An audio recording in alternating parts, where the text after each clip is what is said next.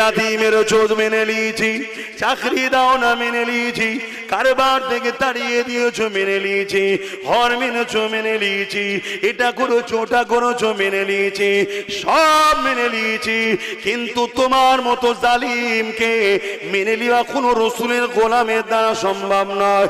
যখনই তোমার মুখ দিয়ে বেরিয়ে যাবে সব শেষ হয়ে যাবে, কোরআনও শেষ হয়ে যাবে, আমার উন্নয়ন শেষ হবে না।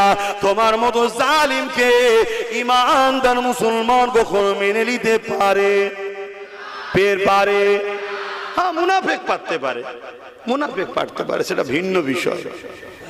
কেননা এই দুনিয়া চিরস্থায়ী নয়। কিয়ামতের দিনে তোমার ভাই তোমার হবে না, কিয়ামতের দিনে তোমার মা বাপ তোমার হবে না, কিয়ামতের দিনে তোমার নেতা লিডার তোমার হবে না, কিয়ামতের দিনে তোমার নেত্রী তোমার হবে না। এ যুবক